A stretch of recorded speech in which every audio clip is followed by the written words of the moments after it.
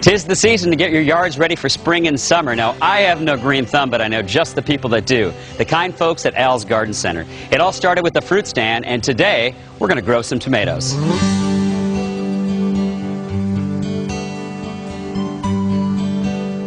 This is one impressive facility.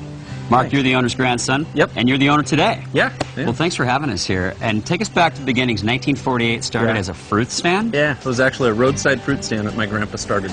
And you got 3 locations today? Yeah, today we have 3 locations, one in Gresham, one in Woodburn, and one here in Sherwood.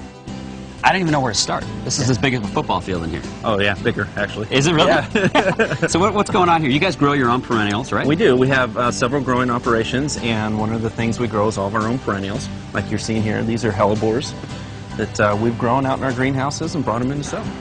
What do we need to know about perennials? What do we need to know about preparing our yards right now for spring and summer?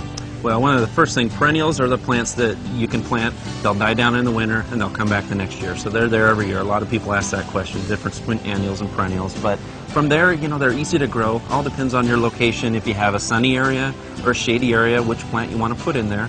Soil conditions, most things around here like a well-drained soil. A lot of times our soil's clay, so you want to get some good compost into the soil. Well, let's take a tour of this facility. Where are we going to go next? We can go out by the trees. Let's go. Take a look. Trees, trees, and more trees. Yeah. What kind of trees are these, Mark? We have willows. We're walking down. Either side of us are willows here. So these suckers grow up to be how tall? They can get 30, 40 feet. How many different types of trees do you have here? Oh man, I bet we probably have 60, 70 different varieties. Lots to choose from. Yeah.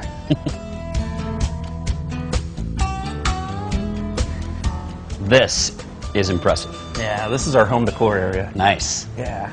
Well, now, what do you have here? You name it. You know, you can do everything from silks to do-it-yourself arrangements. My mom would love this section. Our kitchen was all blue and yellow. She still has blue and yellow all in her house. And her husband just has to deal with that. Yeah. Mark, I love running water. It always soothes me. I love to be around it. You guys have so many fountains to choose from. You have thought of everything here. Yeah, we have the fountains, we have the outdoor pottery, we have art sculpture. You got it. Now, this all started with a fruit stand with your grandfather. Yep. Tomato is a fruit, right? It is. I always get confused if it's a fruit or vegetable. It is. It is actually a fruit. And you're going to teach me how to grow my own tomatoes in a box that you can keep growing year-round. Yep, and you can keep on your back patio, wherever you want. All right, put me to work. All right, let's go do it.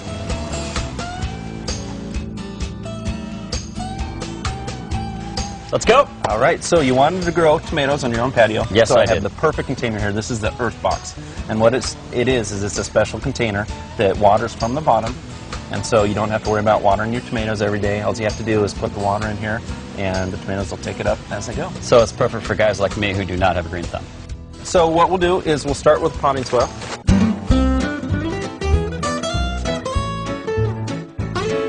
All right, so we have the soil in there. We have a little tube right here, and this is what the water goes down. So it's perfect. Cool. All right, then over there we have 2 cups. You can see these cups? Those 2.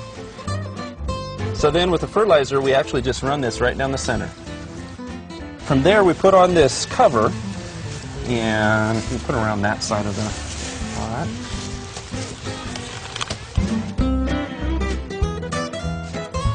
This would be a tomato. That's a tomato. I was actually grabbing this, but I knew this wasn't the tomato. I knew this was the tomato.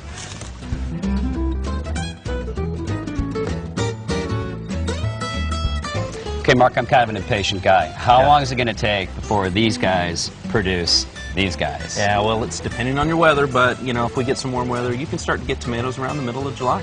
And you'll show us how to grow it. Oh, you'll help us grow it, I should say. Yep, you got it. Because this place is huge. You walk in, for somebody like me, it can be very overbearing, but it's not. And your customer service, the minute I walked in here, I was greeted by like 3 or 4 people that said, what can we do to help you out? And customer service is so important these days. You guys definitely have it down. Yeah, we're trying. We're trying hard. So thanks for having us, man. Yeah, thank you. Thanks for coming. Coming up on PD Exposed, we'll show you some new ideas for home furnishings.